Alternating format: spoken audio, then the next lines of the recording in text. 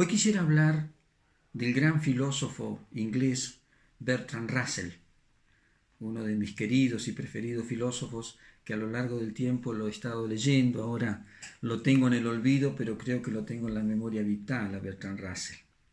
Recuerdo que un día, buscando libros en casa de don Beltrán, este querido anarquista que tenía tantos textos, encuentro una antología de Bertrand Russell. Yo no sabía ni su nombre, ni siquiera sabía de qué se trataba. Todavía recuerdo la foto de la tapa, un hombre anciano ya, pero con una mirada vigorosa y seria, como que está contestando algo o está enfrentando una situación.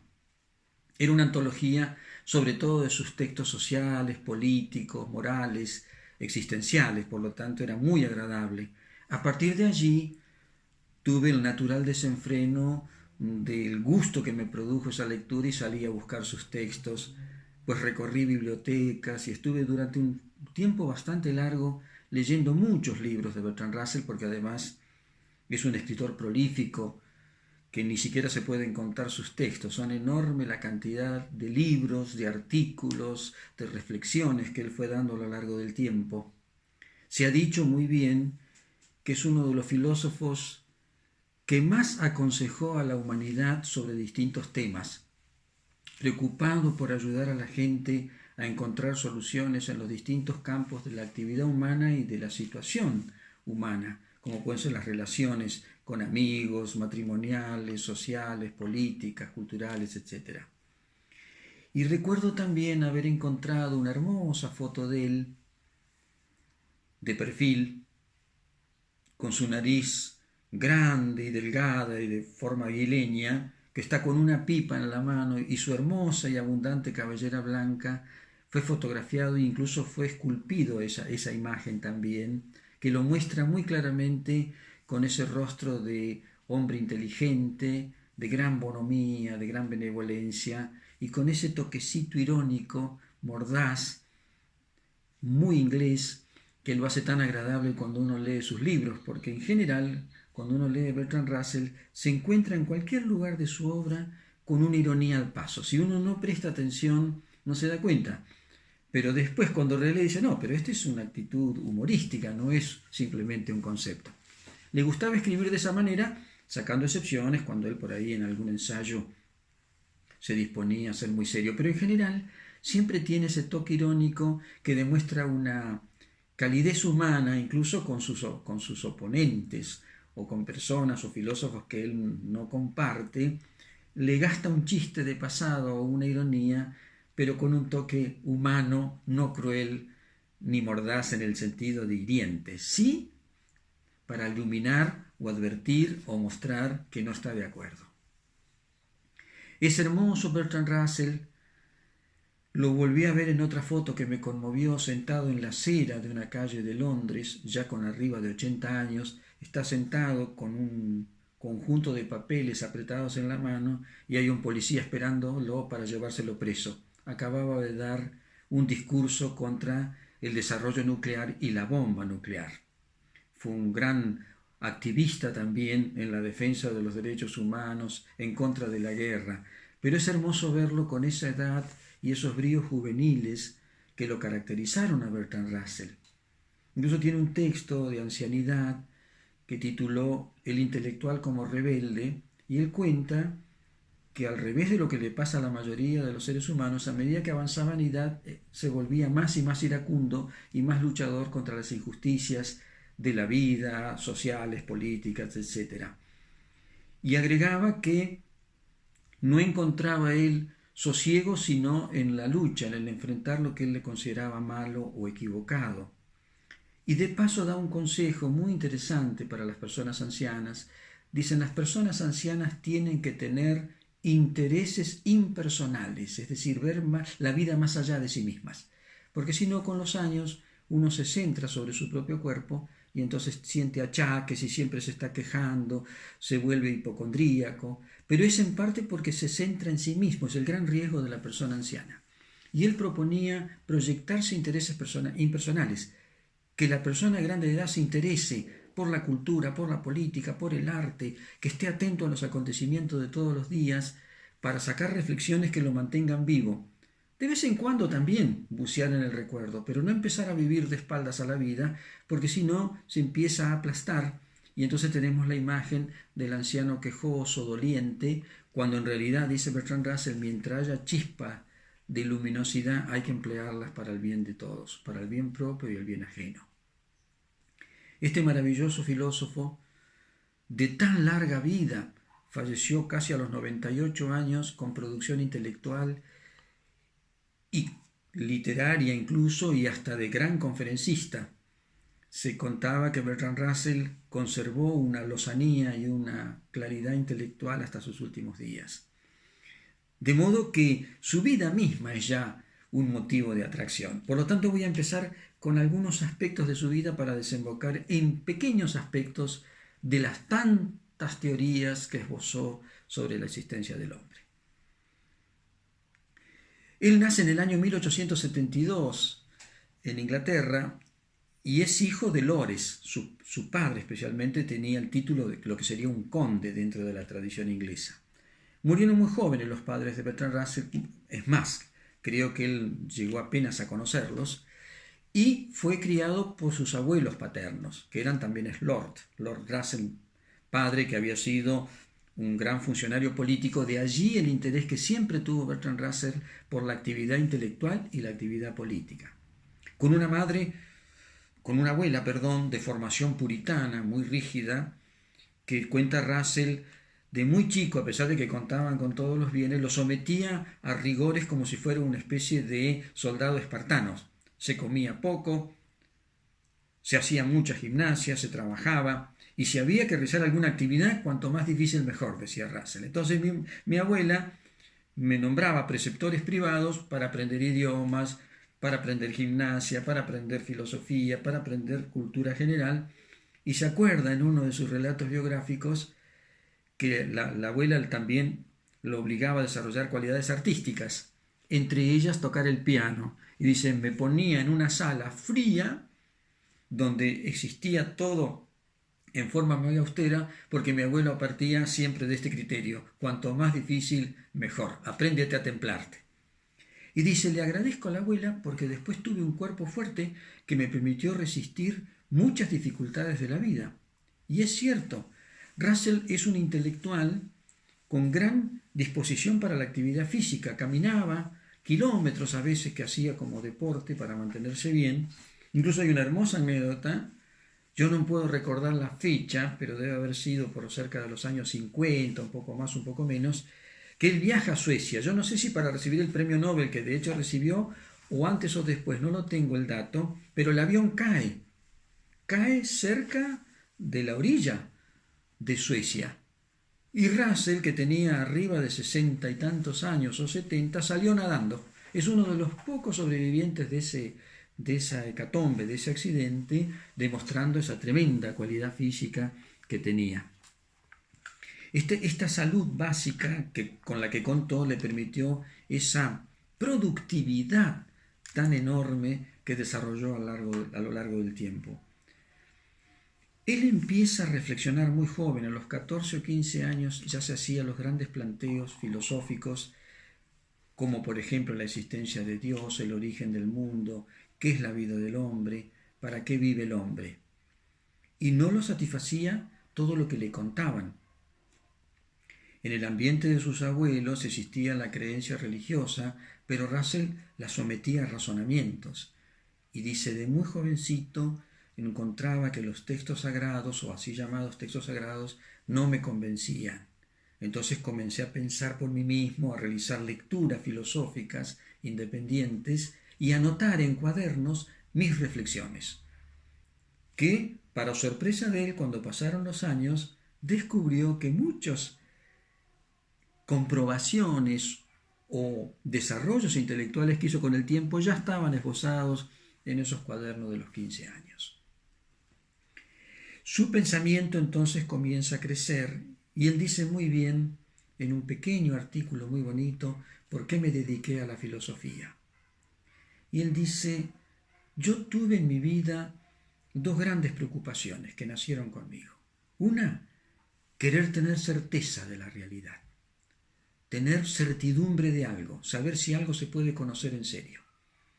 Y la otra es cómo aumentar la felicidad de los seres humanos, la propia y la ajena. Esos dos ejes fueron el motivo de mi pensamiento filosófico a lo largo del tiempo. Y todo lo que escribí, todo lo que pensé, todo lo que expresé está basado sobre estas dos variables. Si se puede tener certezas en la vida, y eso es tarea de la filosofía, y si se puede ser más feliz en la vida y de qué manera y cómo. Y ahí aparece el consejero Russell, el hombre que nos da recetas y fórmulas, incluso a veces hasta muy triviales, muy sencillas, porque era un hombre interesado en influenciar, en ayudar, en mostrar a los demás cómo se podría vivir. Y no tenía problemas en descender de la cátedra o de los escritos estrictamente filosóficos, que son muy difíciles de entender, al lenguaje llano y sencillo del hombre común, al que le aproxima ideas y orientaciones sobre los campos que tanto preocupan al ser humano, como es el problema económico, la convivencia, el amor, la crianza de los hijos, etc. Sobre todos esos temas escribió. Me acuerdo que una vez leí y me asusté porque llevaba varios renglones todos los temas que trató en su vida, que van desde la geometría, matemáticas, biología, astronomía, sociología, psicología, filosofía, religión, mística, modas, hábitos sociales, comportamiento de los hombres. Bueno, esta es una de las inteligencias más grandes y universales que se han dado jamás. Su primera obra, o una de las primeras, no es la primera, pero una de las primeras, es Principia Matemática, que escribió con otro gran filósofo inglés, Whitehead, que es considerado uno de los textos fundamentales que dieron desarrollo a la lógica matemática y al desarrollo de la ciencia contemporánea, que desemboca nada menos que en la computación. Russell tiene mucho que ver allí, y es uno de sus primeros escritos, para demostrar el interés que tenía. Pero a la par de eso, como sus preocupaciones eran de tipo social también, aparecen muchos textos, mientras va estudiando en la universidad, van apareciendo muchos textos de orden filosófico, sobre todo de tipo social. Por ejemplo, Principios de reconstrucción social, Autoridad e individuo, El poder en los hombres y en los pueblos. Él va escribiendo distintos temas que competen a la parte social y política. Lo podríamos definir como un liberal a la inglesa. Respeto a las leyes, respeto a las personas, consideración de los derechos, las mayores libertades posibles, pero es un liberal social. Está interesado en cómo ayudar a los hombres a vivir mejor. Por eso se lo podría considerar un socialdemócrata, casi prematuro, porque antes del principio del siglo XX ya Russell estaba entremezclado con asuntos políticos. Y efectivamente, hasta creo que llegó a ocupar un cargo en el Parlamento, porque estaba muy interesado por eso. Y sus primeros escritos son de orden sociales y políticos.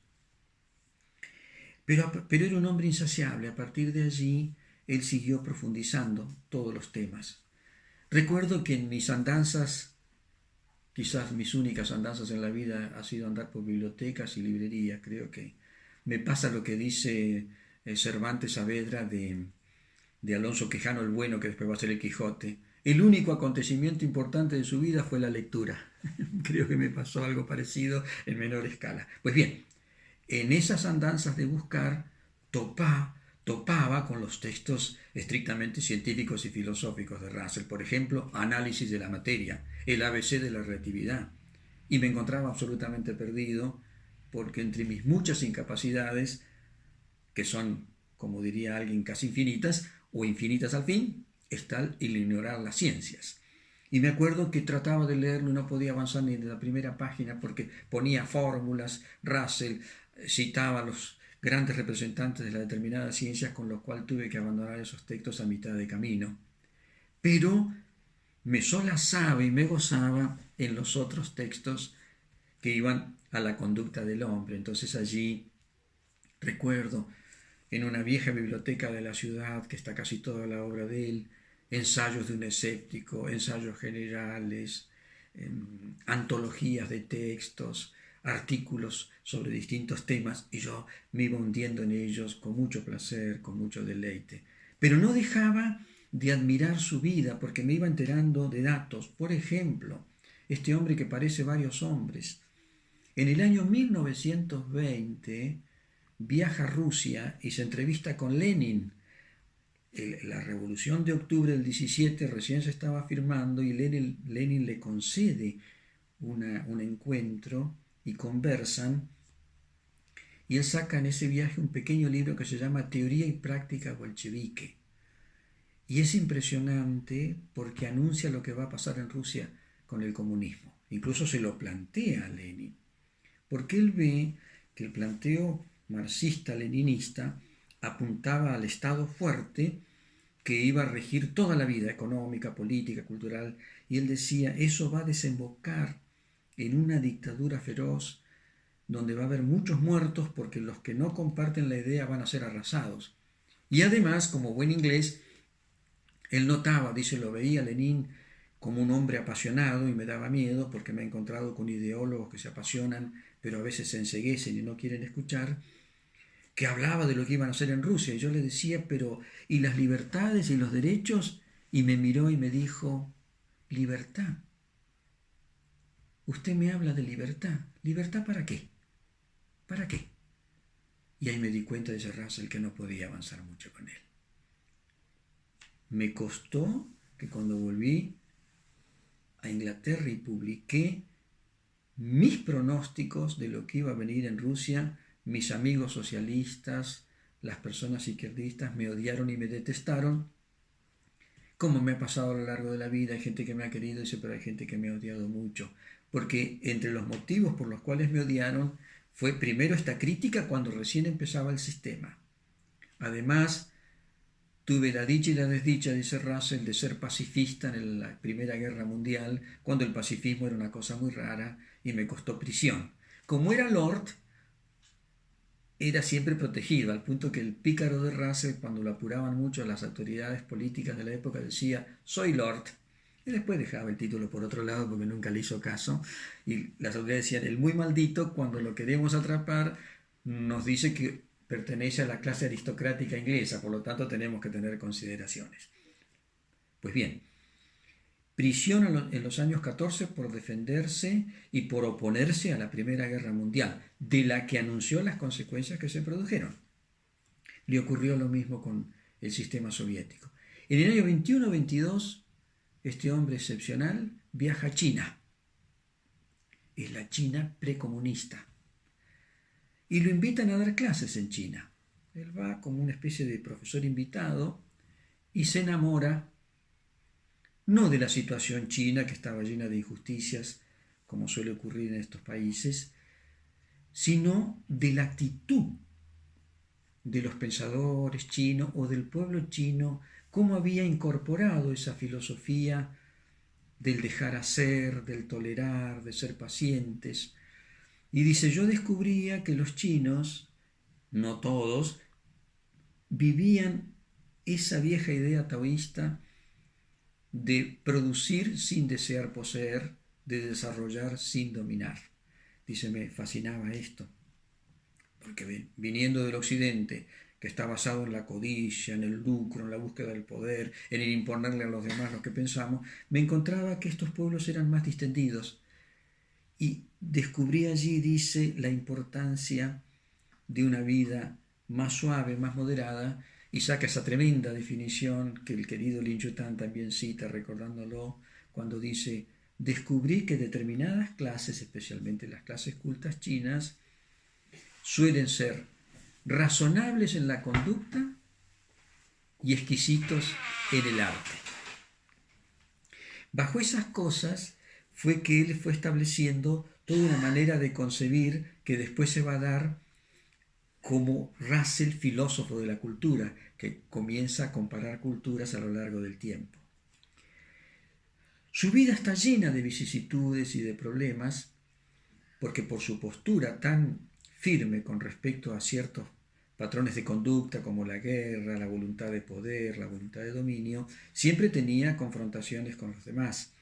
Entonces es así como Por ejemplo, además él dice, yo lo aprendí desde mi infancia y especialmente con mi abuela, que me dio dos principios de conducta. Siempre obedece a tu propia conciencia antes que a los hombres. Y segunda, no sigas a la multitud en el error y el mal. Dice, esas dos variables me ayudaron y me sirvieron para guiarme en la conducta de la vida. Entonces, cuando había que denunciar, lo hacía. Además tenía un coraje natural que estaba fortalecido por su situación social que también lo protegía. Pero es un hombre realmente de un gran coraje. Incluso hay un caso muy especial. Él en los años 30, 1930, va a dar clases a Norteamérica.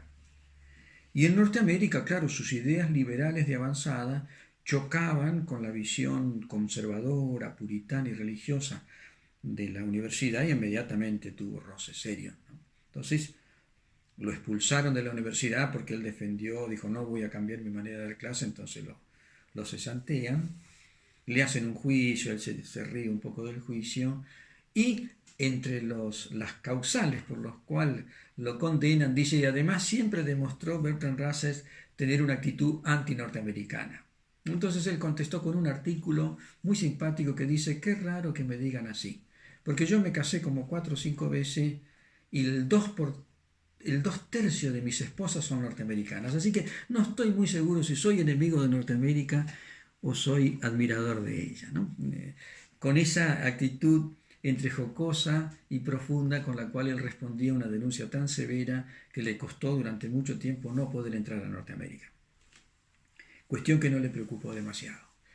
Entre tanto seguía publicando y Russell tiene otra virtud muy interesante, que es que él siempre está dispuesto a revisar su pensamiento y a confesar su error. Es un caso rarísimo porque yo me acuerdo que un libro muy difícil de entender, que a duras penas pude avanzar unas páginas, que se llama El conocimiento humano, donde está la evolución de su pensamiento filosófico, declara cuántas veces se equivocó y qué filósofo lo ayudó a corregirse. Él ya tenía para ese entonces 70 años. Esto es rarísimo en un hombre de fama mundial, confesar me equivoqué y la lectura de tal filósofo me corrigió. Y lo hacía así permanentemente. Constantemente revisaba. Si él consideraba que estaba en el error, pues bien, lo corregía. Esto es un rasgo muy interesante de Russell, que demuestra que es un pensamiento que está constantemente abierto. También tuvo muchos conflictos con la religión, porque él se declaró de muy joven, no ateo, agnóstico, pero yo analizándolo veo que es un agnóstico inclinado al ateísmo, porque su manera de vivir prescinde de los preceptos religiosos. Si bien coincide con algunos de ellos, él vive independiente de esto. Es muy cuidadoso, tuvo polémicas muy grandes. Hay una muy famosa con un sacerdote jesuita, Copleston, que se grabó por televisión, donde se enfrentó con él y analizaron todos los temas, desde el origen del mundo, la posible existencia de Dios, etc. Y Russell tomaba en esa postura una actitud racionalista muy típica del Occidente. Él decía, no hay demostración racional posible de Dios, ni en el campo de la ciencia ni en el campo de la filosofía. Siempre topamos con la incógnita del origen, del primer principio, que está más allá de la razón, así que no se puede establecer nada desde el punto de vista racional. Y si no hay una fundamentación racional, el hombre tiene derecho a mostrarse o agnóstico o ateo o dubitativo frente al tema. Y es la actitud, dice, que yo he adoptado. A partir de ahí, decía él, si no hay la garantía de un Dios creador, entonces tampoco hay certezas absolutas en ningún campo, ni en el moral, ni en el político, ni en el económico, y hay que salir a buscar alguna respuesta posible, cosa que él intenta en su obra.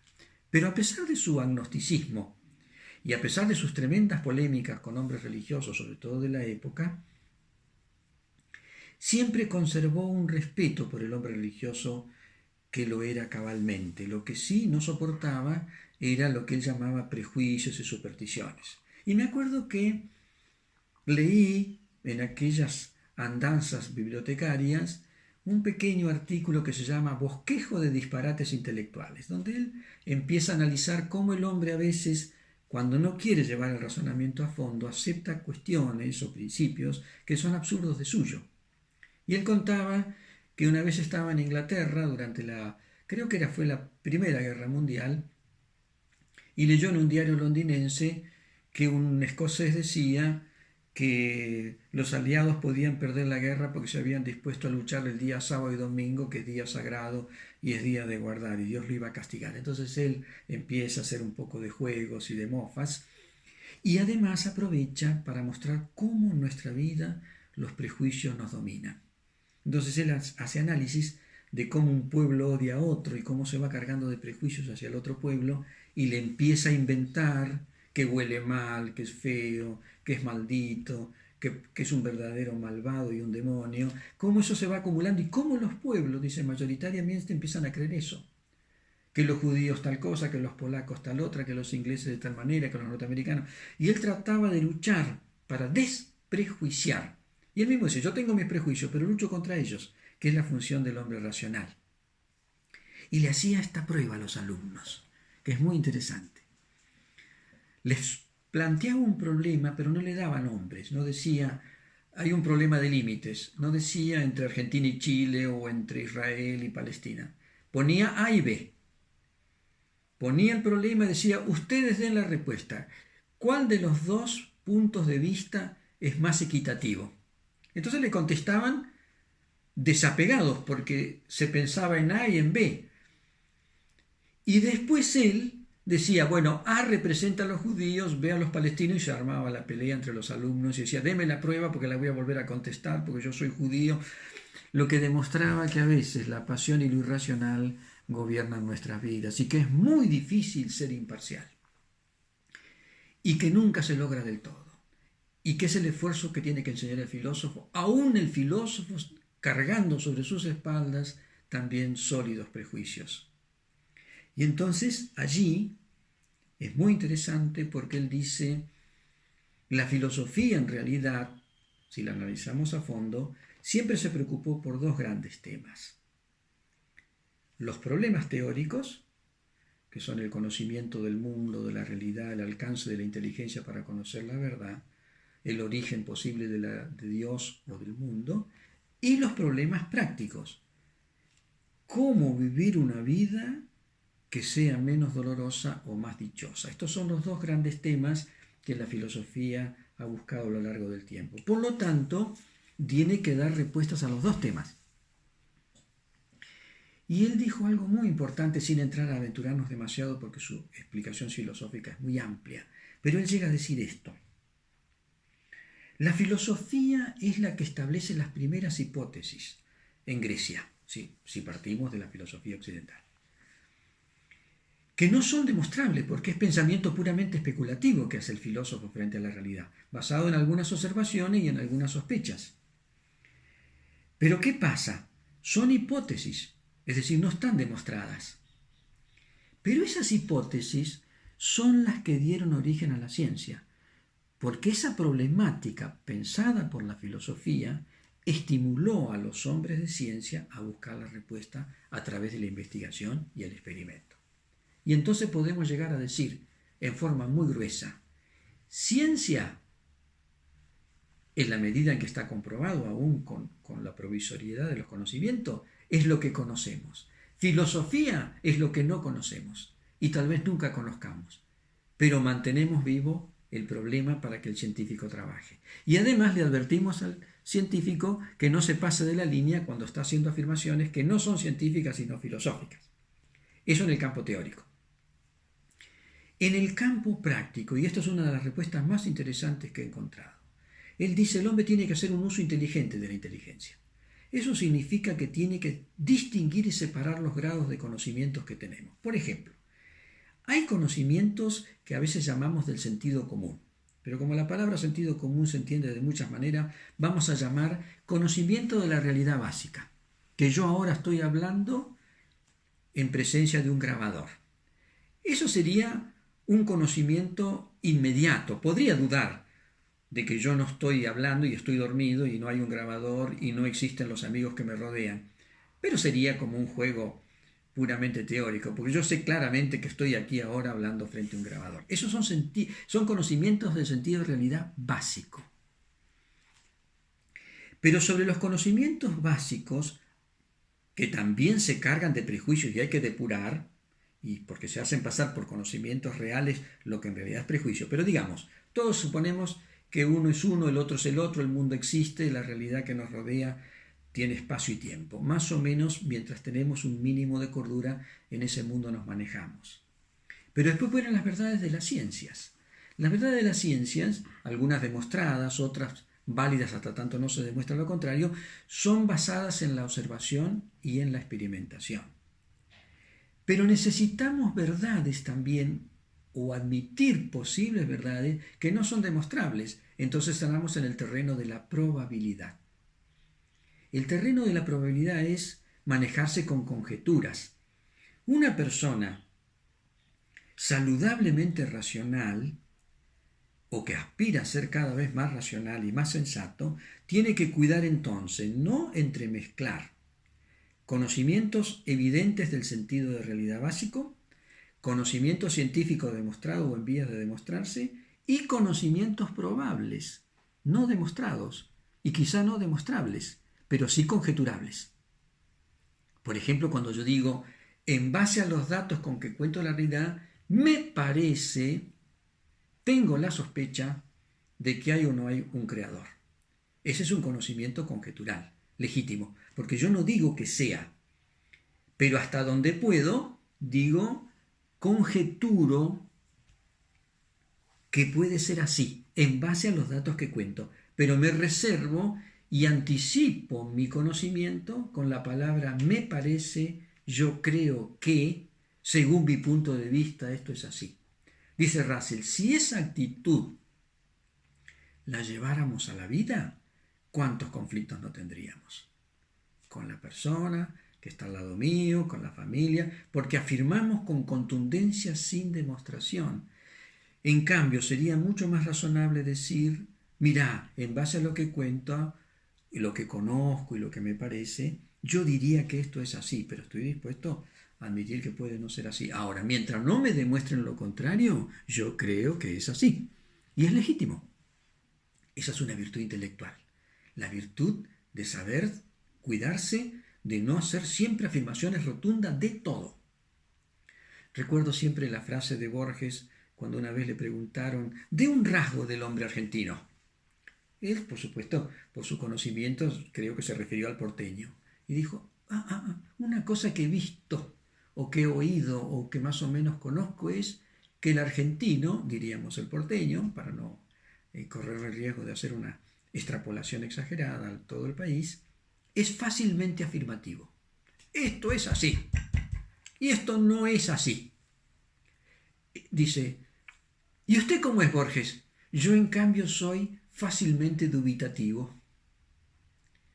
Y uno recuerda que los últimos reportajes decía, a mí me parece, yo creo, y él era un gran lector de Russell, a quien admiraba, sin condiciones. Pero entra siempre el factor humano.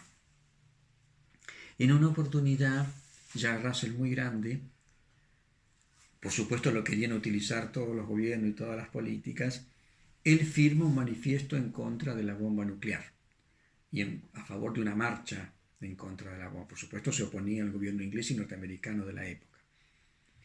Entonces había un periodista que después escribe sobre Russell, que trabajaba en un diario, que recibe el manifiesto.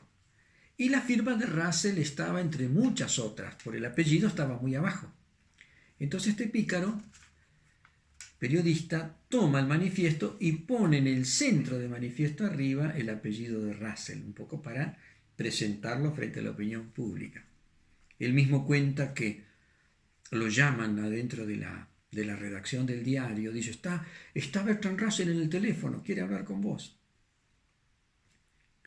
Entonces va y se encuentra con un Russell furioso, dice, ¿por qué hizo eso? Yo era uno de los tantos que firma acá, pero no soy el primero y ni siquiera fui el causante de esto. Y dice, el periodista ya lo tenía preparado, dice, no, señor Russell, dice, lo que pasa, que como usted es tan famoso y tan grande su renombre, yo pensé que colocando su nombre arriba iba a tener más fuerza el llamado a la marcha. ¿No le parece lógico? Y se escuchó del otro lado del teléfono, al diablo con la lógica, maldita sea. ¡Tac! y se colgó. Y el periodista dice, Russell, que me aconsejó toda la vida, no se dejen guiar por impulso, sino por la razonabilidad, este aquí que tuvo un estallido, como tenemos todas. Incluso se ha dicho que Russell era un pacifista beligerante, porque es cierto, a veces tenía reacciones violentísimas, reaccionaba frente a periodistas y después se calmaba, pero tenía el natural impulso de un alma fuerte y poderosa que, claro, tenía muchos rasgos también de hombre temperamental, frente al cual él trataba de luchar desarrollando una filosofía que pudiera acompañar a la razonabilidad y al conocimiento. Y esto es justamente uno de los rasgos que otro gran pensador rumano que citamos tanto y queremos tanto, Cioran, cuando dice, la sabiduría, que significa razonabilidad y moderación, no es una especialidad occidental. Dice, lamentablemente he encontrado tantos filósofos histéricos, rabiosos, impulsivos, apasionados, y me he hecho esta pregunta, dice Cioran, si los que representan el pensamiento del autodominio reaccionan así, tengo que llegar a la conclusión, el occidental es un apasionado, un irracional y un intempestivo. Y nos cuesta mucho, y por eso dice, cuando me hablan de un sabio, encuentro nada más que a dos, o a uno. Montaigne. Me animaría a decir que es el único sabio de la filosofía occidental, dice Cioran, porque él sí parece que vivió acorde a su pensamiento.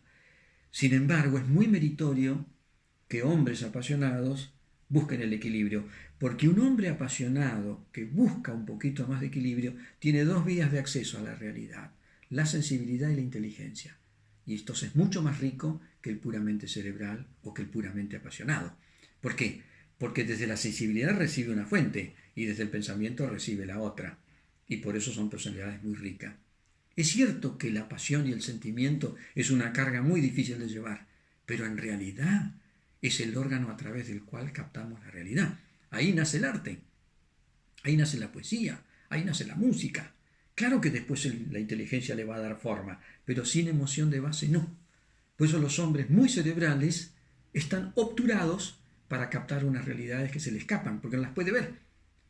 Recuerdo que una vez contaban que llevaron un profesor de física y de ciencias a un recital de música, un amigo que entusiasmadísimo, y él no era muy amante de la música, este amigo profesional de las ciencias, y cuando salieron, dice, ¿qué te pareció? Y le contestó, no extraje ninguna idea de ese recital.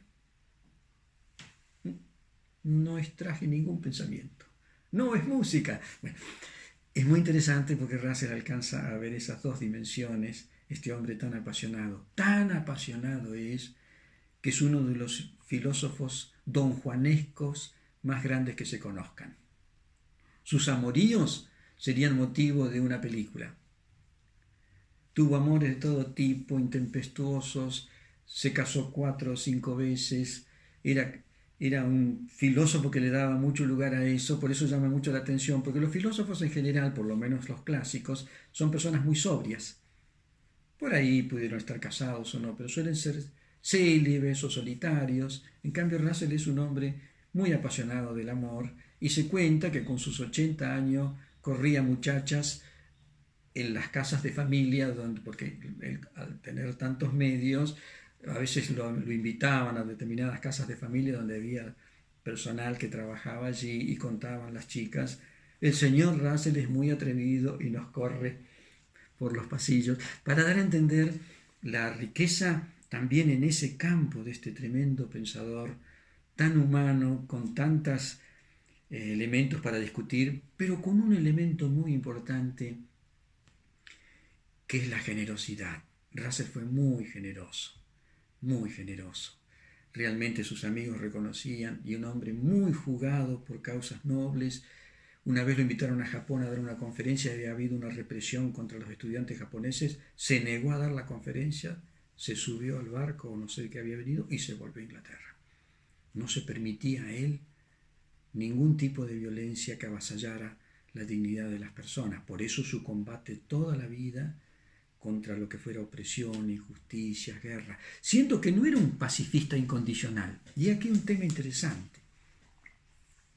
el pacifismo tiene muchas manifestaciones. Por ejemplo, uno puede ser un pacifista condicional. Yo soy pacífico, pero no ilimitadamente. En ciertas circunstancias admitiría un levantamiento armado o una guerra. Está el pacifista pasivo, dice yo no me meto, por lo tanto soy pacifista porque no intervengo en la lucha.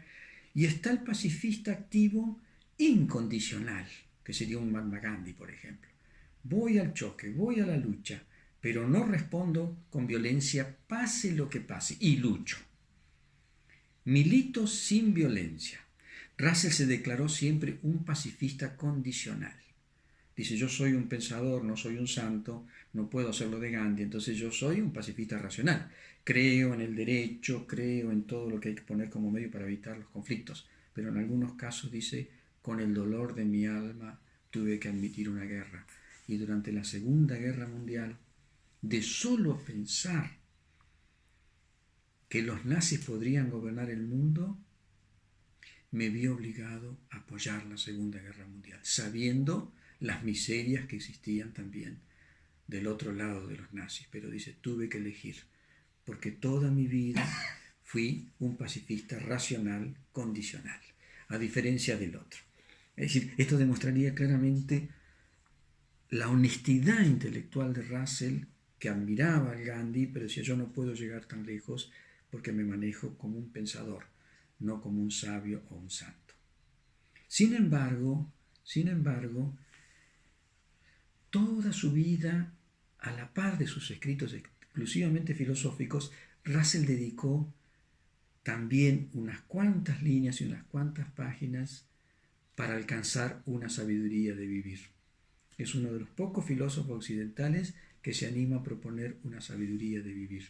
Y esa sabiduría de vivir,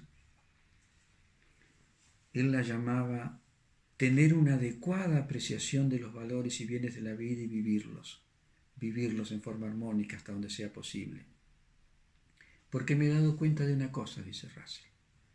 La gente pide tener salud, no estar muy agobiado, tener un trabajo que no le resulte demasiado penoso y le sea rentable, tener hijos cuando lo quiere, poder pasear, poder gozar de los bienes de la vida. Esa es la felicidad para el hombre común. Claro que hay otras formas de felicidad. Claro que está, y lo reconoce Russell, la felicidad del héroe que prefiere morir por una causa, la felicidad del artista que pierde la salud para llevar adelante una obra, ya sea en la pintura, en la música, en la poesía, el héroe moral que está dispuesto a sacrificar su vida por los demás, que son otras formas, que no piensan en la felicidad, piensan en la grandeza del ideal. Quizá podemos imaginar que han sido felices pudiendo vivir esa vida. Pero Russell dice, esos son los pocos. Yo me refiero a las cualidades deseables para la mayoría, no las cualidades deseables para unos pocos. Y es así como esboza el libro. Yo me acuerdo haber leído un libro casi llano, casi trivial, con consejos que darían hasta risa, y sin embargo uno demuestra qué humanidad hay. Se llama La conquista de la felicidad. Un pequeño librito que leí hace mucho tiempo, que es una serie de consejos, no me acuerdo ya, seguramente unos cuantos superados por el tiempo, pero llenos, absolutamente llenos de sentido común. Sensatos, de un abuelo que con una pipa, con un tremendo conocimiento, no le pide al otro lo que se pide a sí mismo. Entonces le pone al alcance de la mano cómo buscar. Por eso escribía libros donde imaginaba el hombre feliz, la mujer feliz, la familia feliz. Parecía una especie de autoayuda para la época, pero está basado en profundos conocimientos filosóficos, en un sentido común y en una sensatez y en una picardía y en una capacidad humana hasta de contradecirse que es realmente admirable. Me acuerdo qué dicha me produjo una vez revisando bibliotecas, encuentro un pequeño librito que fue casi al final de su vida. Se llama Bertrand Russell Responde. Cuando lo abrí, eran pedazos, algunas enteras, de cartas que Russell contestaba a innumerables personas que le escribían. Y para sorpresa mía, había chicos de 12 años que le preguntaban cosas, ancianos, filósofos, pensadores, jornaleros, a todos les respondía. Me acuerdo una chica que le decía, le quiero regalar una corbata, señor Russell. ¿Cuál es el color preferido para usted? Y él le manda su color. Dice, a mí me gusta el pastel de manzana. ¿Qué le gusta a usted? Y él contesta, con toda la grandeza, él se escribía y se carteaba con los presidentes, participaba de las reuniones, pero tenía tiempo para contestar, ¿le gusta el pastel de manzanas? Incluso hay algunas cartas muy simpáticas de una mujer que le dice, soy una mujer joven, tengo una dentadura hermosa, soy bella y usted es un hombre grande y anciano, ¿no le gustaría estar conmigo? Y él dice, sí, pero el peligro es que nuestro hijo salga con su inteligencia y con mi belleza, habría problemas, dice, habría problemas. Entonces, hay un encanto en Russell, hay un hermoso encanto en Russell. Realmente yo me deleitaba ver un hombre tan grande tener esa capacidad de inclinarse frente a los límites humanos y responder con mucha altura. En su autobiografía, que nunca me pude hacer con ella, tremendos 3 tomos de Editorial Aguilar, lo busqué, estuve a punto de robar un banco para comprarlo y no pude, así que lo he leído por pedazos, esa famosa autobiografía de Russell, pero sí leí el prólogo de esa autobiografía que se publicó después de muerto, porque la escribió hasta el final. Y dice esto tan bonito, 3 pasiones simples, pero abrumadoras han gobernado mi vida. El ansia de conocimiento, el amor y una insoportable piedad por el sufrimiento de la humanidad. Avancé algo en el conocimiento. Pude conocer por qué se mueve el cosmos. Pude conocer, tuve algo de certeza, pero me quedaron muchas cosas sin saber y me duele. En el amor lo viví con intensidad. Hubiera sacrificado mi vida entera por horas de amor. Algo también recibí allí. Pero la insoportable piedad por el sufrimiento humano siempre me ha hecho sufrir. He tratado de hacer algo, no pude mucho y yo también sufro. Yo me acuerdo que cuando leí ese prólogo, si yo admiraba a Russell, si yo quería a Russell, creo que terminé amando a Russell. El querido Bertrand Russell, de melena leonina, de nariz aguileña, de ojitos pícaros, de una capacidad extraordinaria para contestar. Una vez le preguntaron, Russell, usted siempre se dedicó a la felicidad y también al conocimiento. Si le dieran a elegir entre ser feliz o saber más, ¿por qué elegiría? Y el viejito, me lo imagino yo con su pipa y sus ojos pícaros, dijo, qué curioso, elegiría saber más. Y uno agregaría, porque en el saber también encontraba felicidad. Así que vale la pena leer Bertrand Russell, habría que recordarlo, y si muchas cosas están superadas por la época, otras tantas son eternas, porque respondió con su vida, su conducta, sus contradicciones y su tremenda humanidad, con una preocupación central que lo hizo maravillosamente humano a lo largo de los siglos: la generosidad con todas las personas, incluso con sus enemigos.